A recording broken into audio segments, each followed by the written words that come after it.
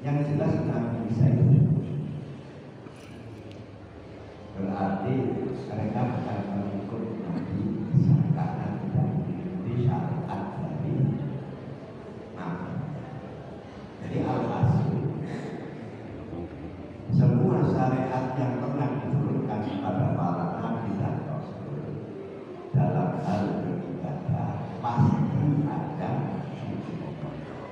Sebab sujud itulah merupakan penghambaan paling menghinakan kepada Mojek. Kita dijongkrokno teman itu kan dapat tidak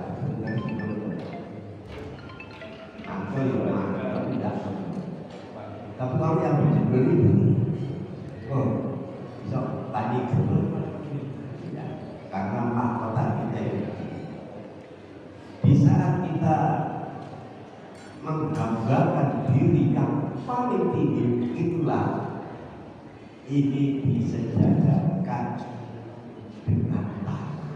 Kita itu menghinakan diri kita hanya satu di hadapan Allah Subhanahu. Makanya tidak ada sujud kepada selain Allah.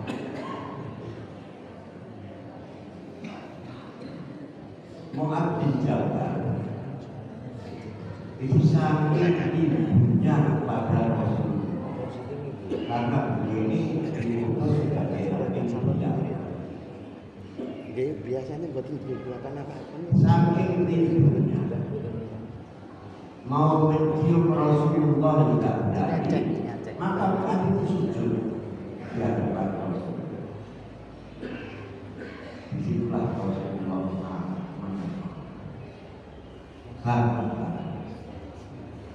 tidak ada sujud kecuali hanya kepada Allah. Nah, para jamaah sekalian yang saya ini inti sholat itu pada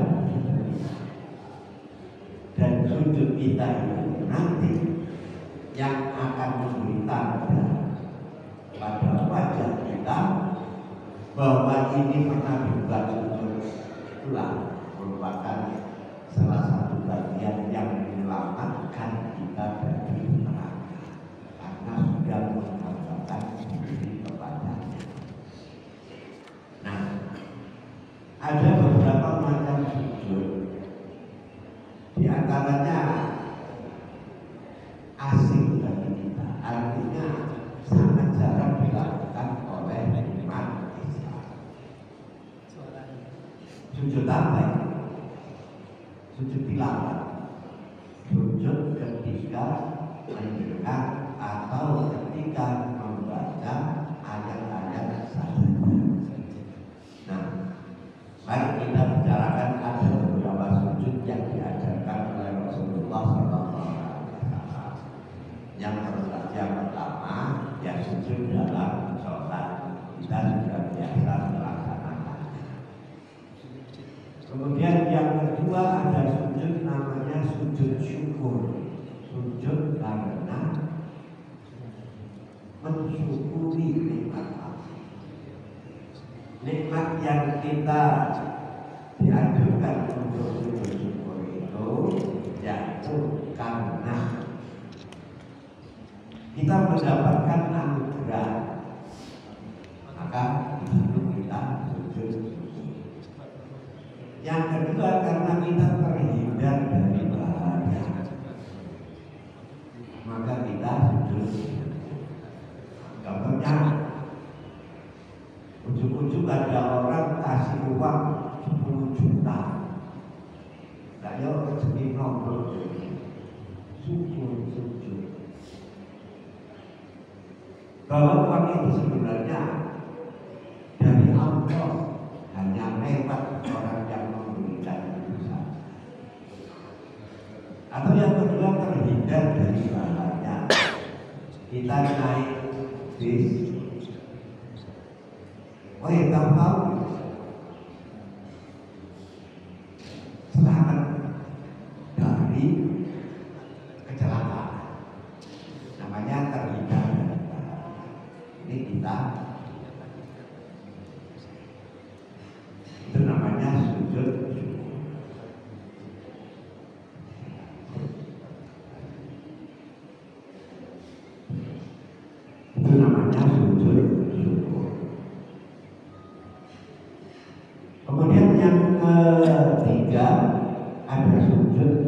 sujud sahwi.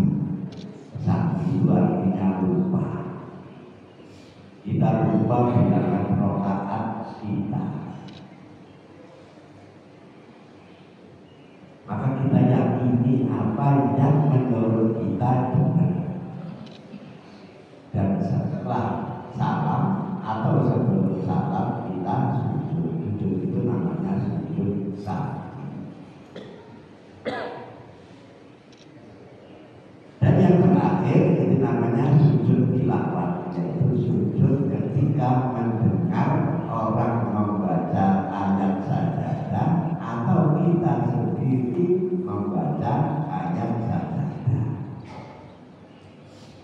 Nah, para jamaah sekalian yang saya hormati, kalau sujud sholat itu saya kira doa kita sudah apa? Banyak apa itu bacaannya macam-macam. Yang kedua sujud sahwi karena lupa, itu bacaannya Subhanalladzi la yamutu la yanamu wa la yamutu wa la yasbu. Maha suci Allah, dan yang tidak pernah tidur, tidak pernah mati, dan tidak pernah lupa. Itu namanya sujud sahwi. Sujud syukur karena mendapatkan anugerah atau terhindar dari bahaya, maka doa sujud yang diajarkan sajadah wajhi lillahi khalaqahu wa sawwarahu wa syaqqa sam'ahu wa basarahu bi hawlihi wa quwwatihi tabarakallahu ahsanul khaliqin. Telah sujud wajah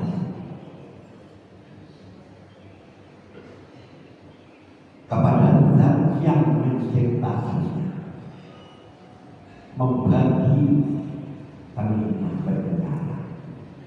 Telinga juga itu stereo, dibuat oleh Allah stereo. Juga dua mata yang dipisahkan stereo.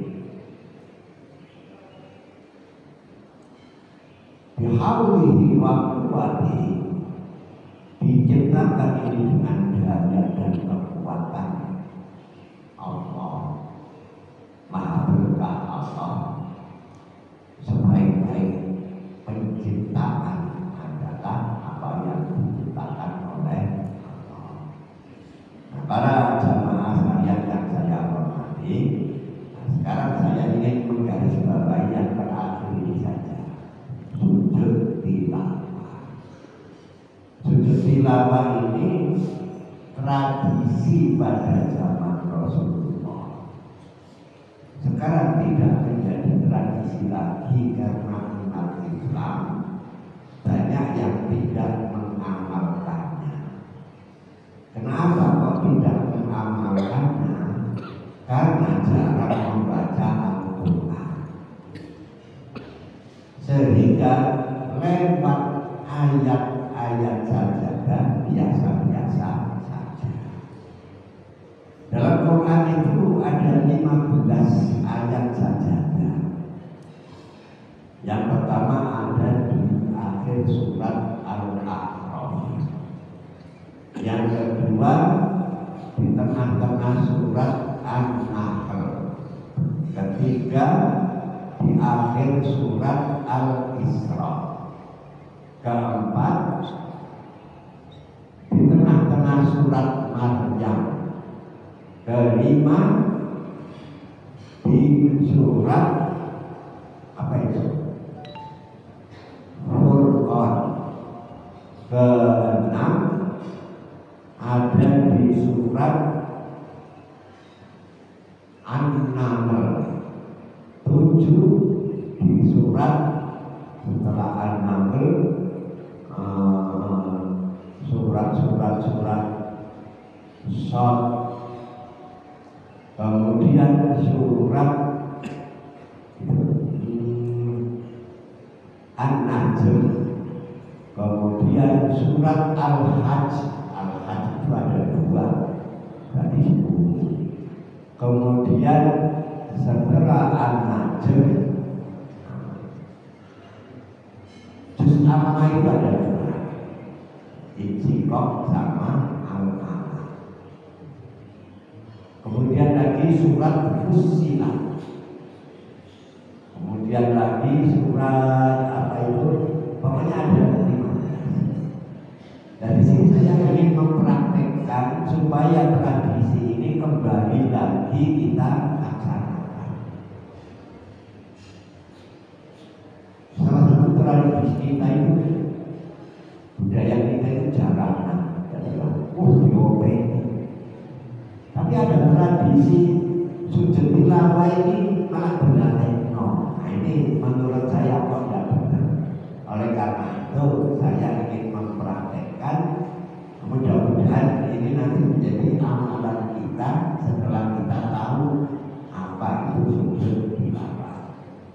Nah para jamaah sekalian yang saya hormati, di dalam hadis-hadis bahwa sujud tilawah itu dilakukan baik ketika orang dalam keadaan tidak sholat atau dalam keadaan sholat, sujud itu dilakukan.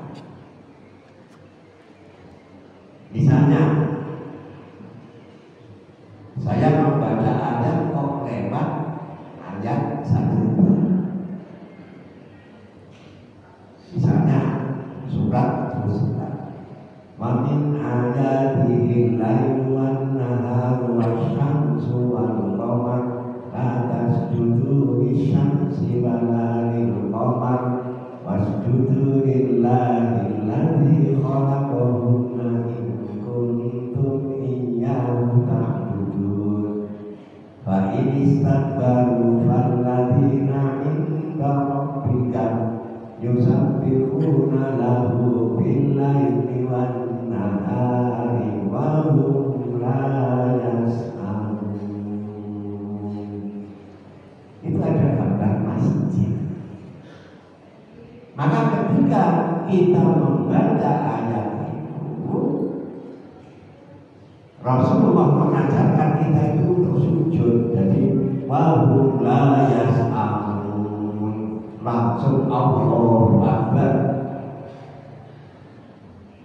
Sajada wajhi lillazi khalaqahu wa sawwarahu wa saqqa wa basarahu bi hamdihi wa quwwatihi kama Allahu ahsanul khaliqin. Itu caranya sujud tilawah di luar sholat. Atau kita mendengar saudara kita membaca ayat itu, maka kita sujud. Itulah penghambaan kepada Allah. Yang kedua, bagaimana ketika kita dalam sholat. Nah, saya ingin mempraktikkan, jangan sampai terjadi salah paham gitu ya. Saya pernah menjadi imam sholat Jumat. Kemudian saya membaca ayat saja. Saya jelaskan kepada para jemaah, nanti kita sujud tilawah. Begitu saya melewati ayat saja, saya langsung sujud. Kalau makmum di belakang banyak yang mengatakan subhanallah, saya keliru. Bahkan berikutnya ada komentar, pariwahi oleh imam tadi itu salah. Kok sujud lalu berdiri banyak bukan tadi. Nah, ini namanya menyalahkan orang tapi tidak mengerti, gitu ya. Ini. Oleh karena itu, saya ingin di sini juga jadi tradisi. Insya Allah yang hari ini Rabu ya, saya imami. Nah, kita coba praktek bagaimana sujud tilawah di dalam contoh begini. Jadi kalau di luar sholat nggak usah wudhu, langsung Allahu Akbar, sujud, baca doa sujud, berdiri, selesai. Ya. Dan ingat dalam Quran ada 15 ayat saja. Nah sekarang saya ingin praktek bagaimana sujud tilawat di dalam sholat. Kecil biasanya praktek kalau kuliah cerita, ini kita belajar bersama. Nah ini saya sholat pas membaca ayat sajadah. La tasjudu lisyamsi wala lilqamar wasjudu lillahi alladzi khalaqahunna in kuntum iyyahu ta'budun fa in istakbaru falladzina 'inda rabbika yusabbihuna lahu bil-laili wan-nahar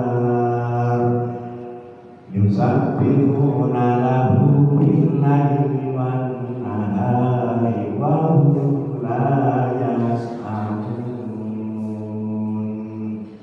Allahu Akbar.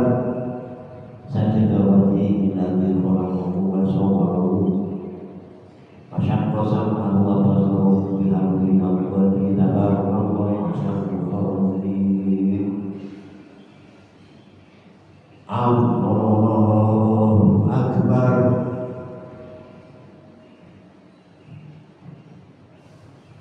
Melanjutkan terusnya ayat tadi. Wa min ayatihi annaka taral arda khashi'an fa idza anzalna 'alaiha al-ma'a ihtazzat wa rabat innal ladzi ahyaha lamuhyil mauta innahu 'ala kulli syai'in qadir. Allahu Akbar. Sami Allahu liman hamidah. Allahu Akbar. Seperti itu. Jadi ayat pas ayat sajadah langsung sujud Allahu Akbar. Selesai berdiri melanjutkan ayat yang belum selesai. Baru setelah itu rukuk sujud seperti biasa. Nah nanti insya Allah saya masih kasih pengajian kita praktek untuk sujud tilawah. Ini penting sebab Imam Syafi'i itu sampai mengatakan begini, kalau Anda sholat kemudian Anda pas melewati ayat sajadah kemudian Anda tidak sujud, sebaiknya Anda jangan membaca ayat itu, yang lainnya saja. Karena itu sudah menjadi tradisi pada zaman Rasulullah SAW. Nah, tradisi ini tambah lama tambah hilang karena kita malas membaca Al-Quran, atau kita sudah terbiasa sholat itu dengan surat-surat pendek. Sebenarnya siapa sih yang menyuruh kita sholat itu untuk memakai surat-surat pendek itu? Apakah Rasulullah? Sholat dengan surat-surat pendek itu terjadi pada kekhilafaan Bani Umayyah, yaitu khalifahnya bernama Marwan bin Hakam. Seorang khalifah memberi instruksi kepada Imam Masjid supaya pakai surat-surat pendek saja. Kan surat pakai surat-surat pendek kan enak ya. Ya enak itu keterusan sampai sekarang. Pada zaman Rasulullah Sallallahu Alaihi Wasallam sholat itu memang sesuatu yang dinanti-nantikan waktunya, untuk bisa segera masuk waktu sholat. Rasulullah itu bisa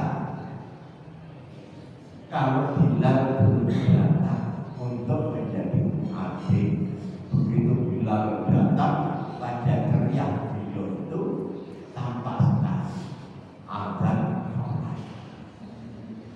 Suatu hari Rasulullah Sallallahu Alaihi Wasallam itu menjadi imam sholat subuh. Yang dibaca itu surat Baqarah. Surat Baqarah itu berapa jam? 1 jam lebih.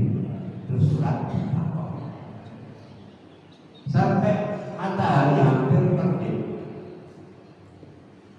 Ketika selesai sholat, seorang sahabat bertanya kepada Rasulullah, ya Rasulullah, apakah engkau tidak takut sholat belum selesai matahari terbit?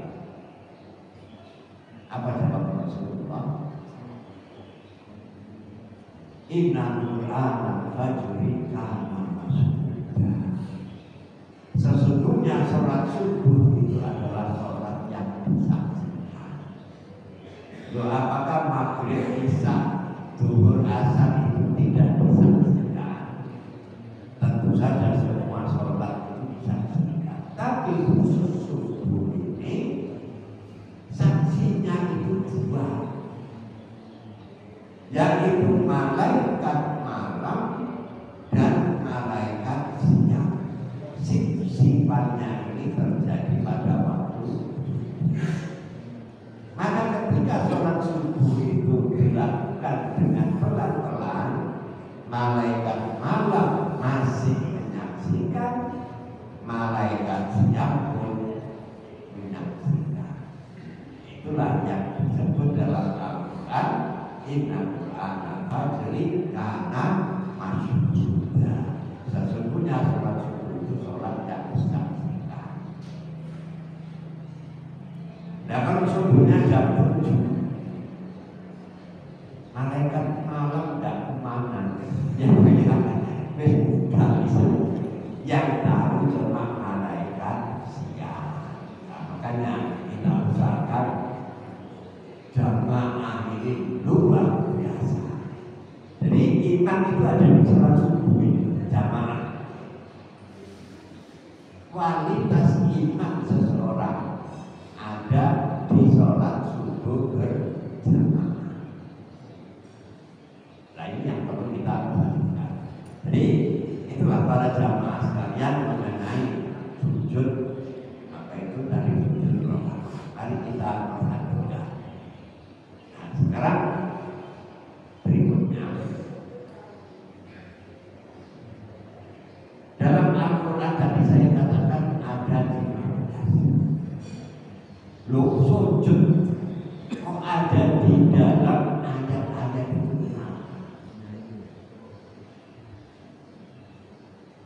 Itulah supaya kita membaca Quran itu semuanya. Jangan mengistimewakan ini satu surat ini saja, satu surat ini, tapi semuanya. Maka sujud yang 15 itu ada di awal Al-Quran, surat Al-A'raf, ada di surat Al-Alaq di akhir Al-Quran. Sehingga kalau ini kita sujud semuanya berarti setiap khatam kita itu 15 kali sujud. Hanya sujud tilawah ketika membaca Al-Quran. Ya, yang menceku ya saya itu sujud tilawah itu seminggu ada 15 kali. Itu sudah berpuluh-puluh tahun. Ya kenapa? Karena kita cinta kepada Allah. Nah, para jamaah sekalian yang saya hormati,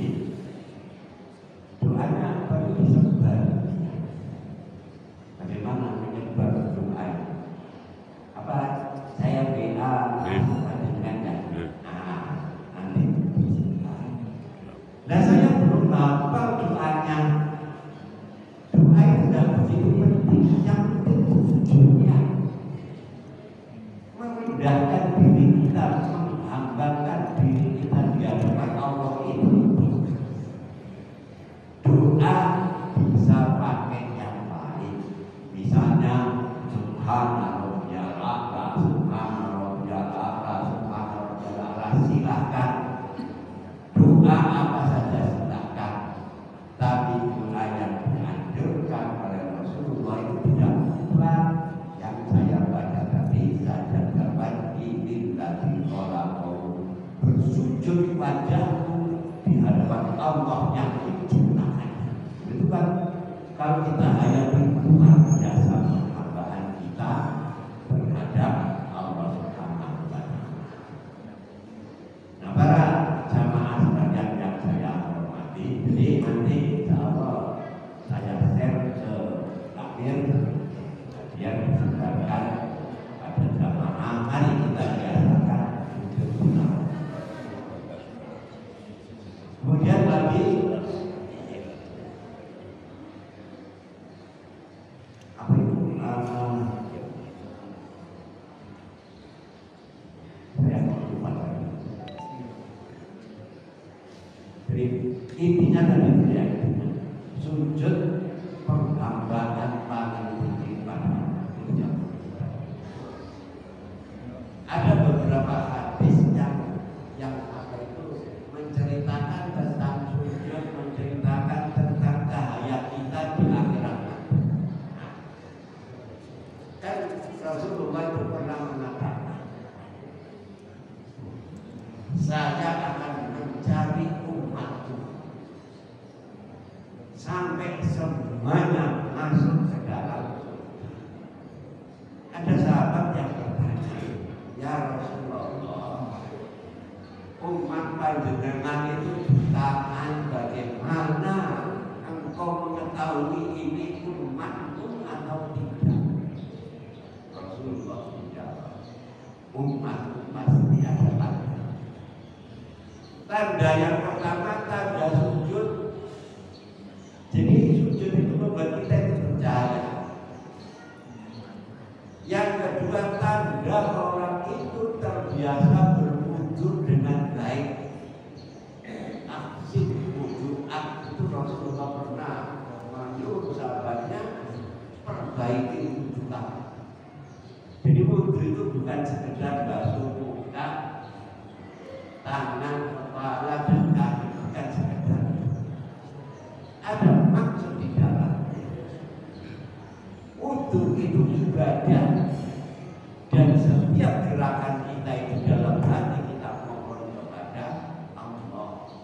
Ketika mengusap wajah, membasuh wajah, kita mohon kepada Allah selamatkan wajah ini dari neraka. Tangan juga begitu, sebab aktivitas perbuatan dosa itu ternyata semua yang kita basuh ketika kita berwudu. Dosa pertama itu dari mata, ucap, telinga, kemudian mungkin di tempat mengolah dosa itu tak lakukan kemudian tangan pelakunya, kaki yang membantu melakukannya.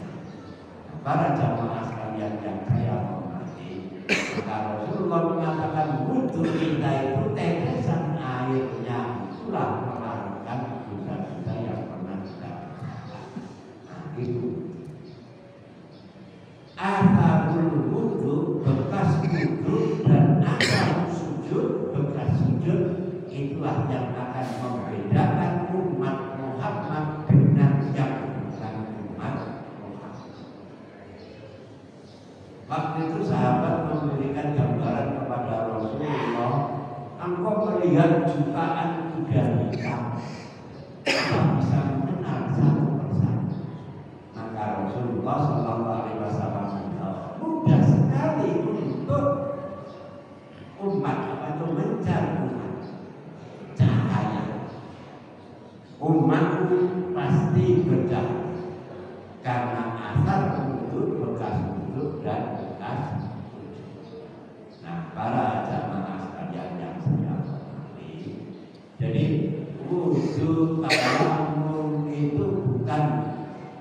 rutinitas, bukan pekerjaan permulaan prasolat atau apa itu kuburan mau sholat, bukan itu bagian daripada ibadah dan tuntutan daripada wudhu, tayamum atau toharoh itu bukan kesucian fisik, tapi lebih dari itu adalah kesucian hati. Non saya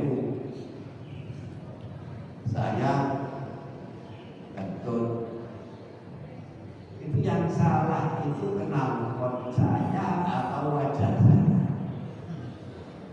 Yang salah itu kenalpot.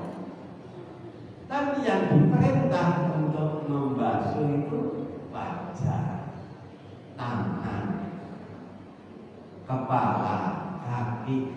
Tidak ada satu perintah pun untuk membersihkan knalpot kita. Apa yang dituntut oleh itu? Apalagi ketika kita itu tayamum. Tayamum itu pakai apa? Pakai debu. Kalau debu diusapkan ke wajah, itu namanya membersihkan apa mengotori. Tentu kita sepakat untuk mengatakan itu mengotori. Kalau mengotori namanya bersuci. Maka tayamum itu bersuci dengan cara mengotori. Apa sih sebenarnya yang dituntut dari tayamum? Makanya toharoh itu bukan sekedar kebersihan fisik kita, tapi yang dituntut itu adalah kebersihan rohani kita. Semua konsep ibadah dalam syariat Islam semuanya menghujat pada hati. Sebab apa? Kalau hati ini sudah baik, semua perilaku kita itu akan ikut baik. Allah inna fil jasadi mudghah. Idza saluhat saluha sa'irul jasadi wa idza fasadat fasadat jasad.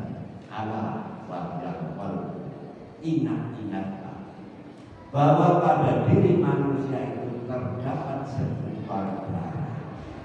Manakala segumpal darah itu baik, maka akan baik sekujur tubuhnya. Apabila segumpal darah itu rusak, maka rusak sekujur tubuhnya. Ingat-ingatlah bahwa segumpal darah itu adalah hati. Nah, maka Allah mengatakan innallaha la yanzuru ila ajsamikum wala ila suwarikum walakin yanzuru ila qulubikum. Sesungguhnya Allah tidak melihat rupa kamu. Allah tidak melihat bentuk tubuh kamu, tapi Allah melihat hati. Maka Rasulullah SAW kalau memberi nasihat tentang takwa, beliau menunjuki at-taqwa kalau yushiru ila sadrihi salah takwa. Takwa itu di sini, bukan sampingnya di sini yang jadi takwa itu di sini. 3 kali beliau menunjuk dan takwa ini sambil menunjuk dadanya. Lalu siru ila sadrihi, menunjuk dadanya 3 kali. Nah, para jamaah sekalian yang saya hormati, jadi artinya seluruh aktivitas ibadah kita, formalnya sholat, tapi ketika selesai sholat itu masih membayangi. Oleh karena itu maka kita diperlukan, jangan sampai kita nggak ngerti apa yang kita baca. Sebab kalau nggak ngerti apa yang kita baca, maka sholat itu nggak punya bekas. Orang-orang Yahudi itu merasa ketakutan ketika turun surat Al-Fatihah, karena Fatihah itu terlalu dasar pada pemilihan orang Yahudi. Dasarnya bagaimana? Orang-orang Yahudi itu berpikir bahwa Bani Israel itu adalah ras paling tinggi di dunia. Surat Al-Fatihah menghancurkan image bahwa Israel itu bangsa paling mulia. Semuanya sama. Itulah Rahman dan Rahim Allah, tidak untuk Bani Israel saja, tapi untuk seluruh umat manusia. Pemikiran Yahudi yang diistimewakan Allah itu cuma bangsa Israel. Dan memang Al-Quran sendiri pernah menyebut Israel lebih diutamakan dari bangsa-bangsa yang lain. Akan tetapi tidak berarti yang lain tidak mulia. Maka Quran menyebutnya inna akramakum indallahi atqakum. Yang paling mulia di sisi Allah adalah siapa yang paling bertakwa. Nah, para jamaah sekalian yang saya hormati, apa yang saya sampaikan ini sekedar informasi saja, tapi informasi dari Rasulullah untuk kita laksanakan. Apa ada pertanyaan untuk ini? Mengenai sudut ini? Yang penting nanti kita praktekkan dan supaya istilahnya. Saya himbau ya imamnya malas apa ayat saja itu banyak yang rata ya. Quran itu semuanya kan 1-2 surat tapi semuanya. Kalau ada 1-2 surat kita tidak memiliki pemahaman yang utuh teorinya. Coba sekarang apa hukum minum whisky, minum minuman keras? Ayatnya itu ada 3. Kalau yang kita baca yang di surat Baqarah dakaran whisky, mengayatnya itu berbunyi ya selalu naka anil khamri wal maisir fihi ma ismu kabir wa manafi'u linnas wa ismuhuma akbaru min naf'ihima. Mereka bertanya kepada Muhammad tentang berjudi dan minum minuman keras. Katakanlah Muhammad bahwa di dalamnya itu ada keburukan yang besar, tapi ingat masih ada manfaatnya. Tapi kerusakannya lebih besar daripada manfaatnya. Coba saya bertanya, menurut ayat ini berjudi dan minum whisky hukumnya apa haram? Tidak. Allah cuma mengatakan di dalamnya ada keburukan yang besar, tapi ada manfaatnya. Kalau ada manfaatnya itu jelas tidak haram. Menurut ayat ini, nah terus kita berhukum bahwa ini itu namanya tidak lengkap. Apa yang kedua? Yang kedua ada di surat apa itu? Al-Imran. Ayatnya berbunyi, itu apa An-Nisa? Berbunyi begini.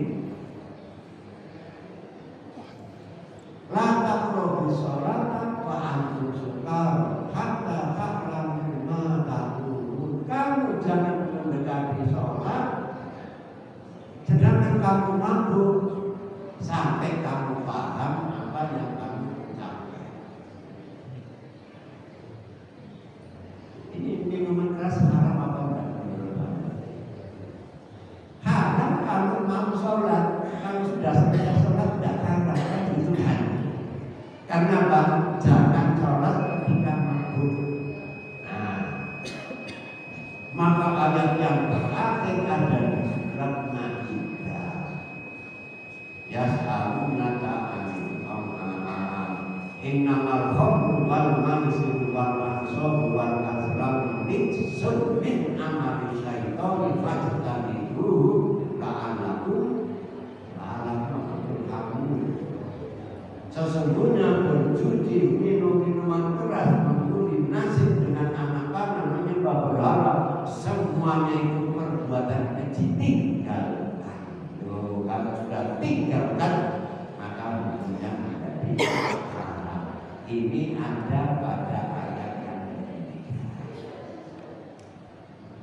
Coba ingat cerita Nabi Ibrahim. Apa yang ada di surat Ibrahim? Ternyata tidak. Mulai surat Al-Baqarah, Al-An'am, As-Saffat sampai suhufi Ibrahim wa Musa di surat Saffis itu semuanya ada cerita Nabi Ibrahim. Kalau kita tidak baca Quran seluruhnya, cerita Nabi Ibrahim tidak lengkap. Itulah Al-Quran. Jadi semuanya itu ada keberkesinambungan. Nah, para jamaah sekalian yang saya hormati, waktunya habis. Kalau kita melaksanakan sujud tilawah tadi, selesai saja ya. Itu pertengahan masih kita sujud. Kembali lagi dari kata sholat, sujud di dunia. Ya, dan pada waktu itu kita apa semua ambil gerakan dalam sholat itu gimana ya?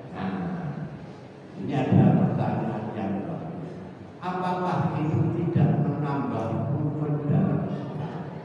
Ya, maka saya jawab itu dicontohkan Rasulullah. Gitu ya. Kalau Rasulullah sudah memberi contoh, maka jangan dipikir lagi ini nambah rukun atau sebab pabriknya sholat itu Rasulullah. Pabrik Belum umum kita. ya. Tapi umum pada zaman Rasulullah. Ya. Ini memang apa itu? Saya pernah menerima pertanyaan seperti logis pertanyaan. Ini kan nambahin. Itu jawab saya itu yang dicontohkan Rasulullah. Pabriknya sholat itu Rasulullah. Jadi kita contoh pabriknya, kan itu kan. Seperti itu. Saya kira kemudian kurang lebihnya saya mohon maaf. Oh iya, apa yang Amin. Amin.